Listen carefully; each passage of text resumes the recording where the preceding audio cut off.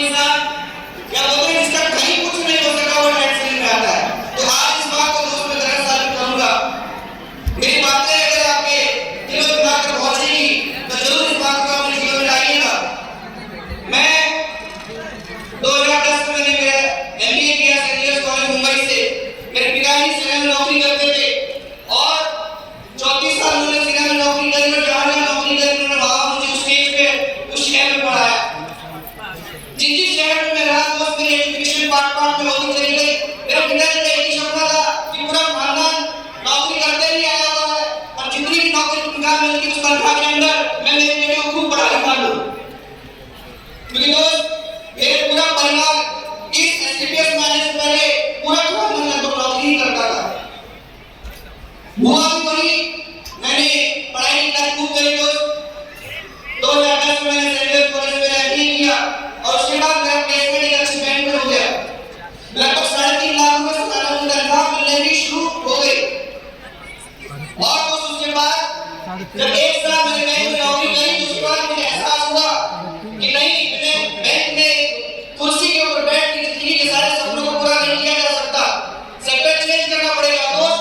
MBA की degree लेने के बाद एक साल नौकरी करने के बाद मैंने फिर नौकरी छोड़ी, दोबारा पढ़ाई शुरू करी और एमआईटी कॉलेज जयपुर से मैंने दोबारा एमबीए किया, मास कम्युनिकेशन से किया।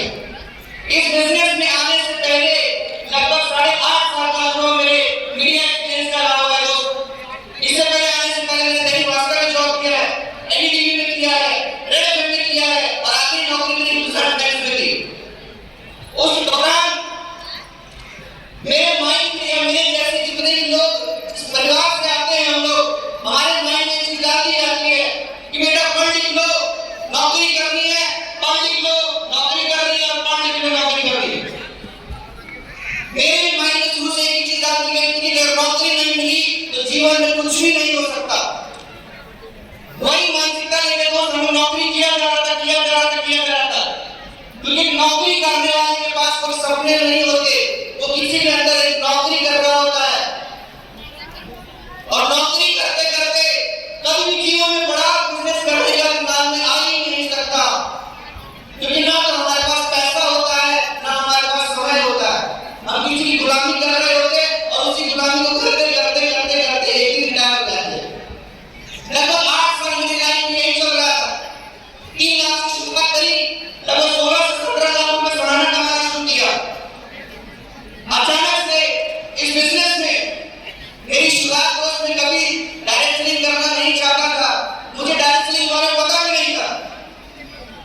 मैंने आज तक डायरेक्ट सेलिंग का डी नहीं सुना था, नेटवर्किंग का नहीं सुना था। मेरे पिताजी मेरे से पहले 1 साल पहले इस बिजनेस में आए।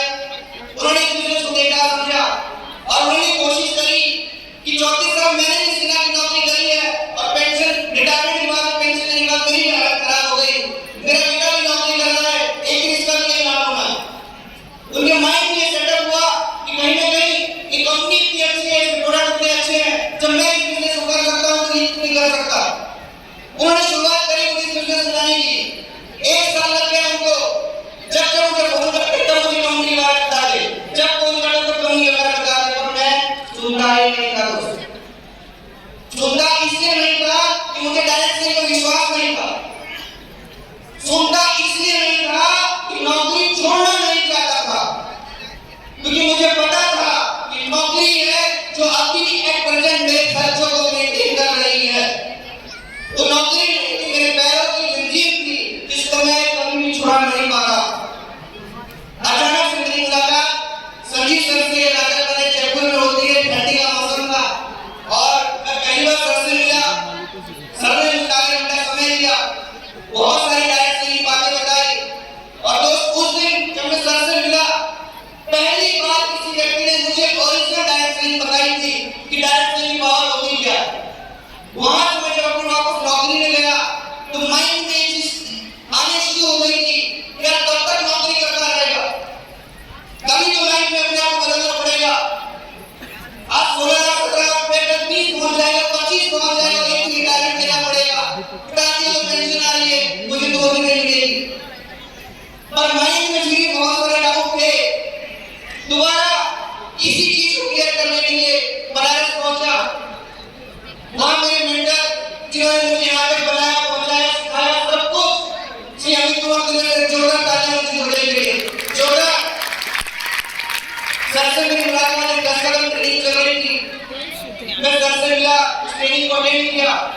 ट्रेनिंग अटेंड करने के बाद मुझे लगा कि दोस्त कहीं ना कहीं टाइम तो ले सकते हैं। अगर 3 साल डिसीजन लेके इस बिजनेस में आ गए, 3 साल डिसीजन लेके इस बिजनेस में आ गए, तो शायद जिंदगी बदल सकती है।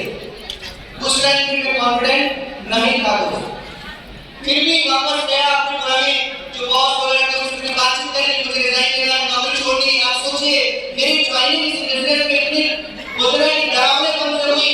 मैंने जितने भी लोगों से सजेशन लिया जिन्होंने मुझे नौकरी टाइम के ऊपर बढ़ाया था, मेरे भाई थे, मेरे सगे संबंधी थे, मेरे बॉस थे, मैंने उनसे पूछा कि सर मैं डायरेक्ट नहीं करना चाहता हूँ, बोले बर्बाद हो जाएगा, खत्म हो जाएगा, नौकरी पे कोई नहीं रखेगा, जिंदगी तेरी नरक हो जाएगी। मुझे इस तरीके से लोगों ने मुझे सलाह दिया, पर उसके बावजूद मेरे पिताजी का कंटिन्यू मेरे पर प्रेशर रहा कि मैं करके देखो, मैं हूं ना, मैं घर चला दूंगा, मैं पूरी जरूरतों को पूरा कर दूंगा। दोस्त 18 मई 2018 में मैंने बिजनेस की फुल टाइम शुरुआत करी और आप सब तक ये बात पहुंचाने की कोशिश करूंगा। दोस्त ना तो मैं फाइनेंशियली कमजोर था, ना मैं कम पढ़ा लिखा था, ना ही मेरा बैकग्राउंड कमजोर था। मैं पॉलिटिकली और मेरी दोनों ही बहुत स्ट्रांग था जब इस बिजनेस में आया। ये तीनों फैक्टर मेरे साथ में नहीं थे। इस बिजनेस में आने के बाद मैंने एक ही काम किया कि मैंने सिर्फ नौकरी तो छोड़ दी, अब पीछे मुड़ के नहीं देखना है। इस डायरेक्ट सेलिंग में जितने भी रिकॉर्ड है उस रिकॉर्ड को तोड़ना है, मतलब तोड़ना है। दोस्त इतने जुनून के साथ इस बिजनेस को किया कि जिस लड़के को डायरेक्ट सेलिंग का डी नहीं पता था, नेटवर्किंग का एम नहीं पता था, वो लड़का 36 महीने के अंदर डायमंड बनाकर 36 महीने के अंदर 36 महीने के अंदर डायमंड, 44 महीने के अंदर ब्लू डायमंड और 52 महीने के अंदर कंपनी का ब्लैक डायमंड बन के स्टेज पे खड़ा था। और दोस्त 2 महीना और कंपनी का रॉयल डायमंड बन के गुरुजी का 2.0 खत्म नहीं हुआ, उससे पहले मैं कंपनी का रॉयल डायमंड बनने में बहुत बहुत धन्यवाद।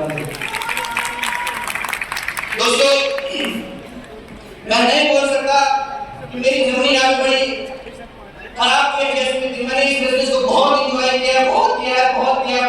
शायद इस बिजनेस ने मुझे इतना दिया है कि नौकरी में शायद 30 साल में कमा सकता था, 30 साल में गाड़ी मेंटेन करता था, अच्छे घर को मेंटेन करता था। उसके बावजूद जब इस बिजनेस में आया, जीवन में कभी होंडा सिटी और सिटी को वरना सुपर के सपने नहीं थे। गुरुदेव की आशीर्वाद मिला और आज ऑडी एयरपोर्ट चलाते हैं। आज लाइफ में हर एक कुछ है दोस्त, हर एक कुछ जो एक अच्छे सफल नेटवर्कर के पास होना चाहिए। तो दोस्तों मैं अंत में एक ही बात कहना चाहूंगा कि गुरुदेव आपकी कृपा से मेरा सारा काम हो रहा है, करते हैं आप गुरुदेव और नाम मेरा हो रहा है। Thank you so much. Thank you.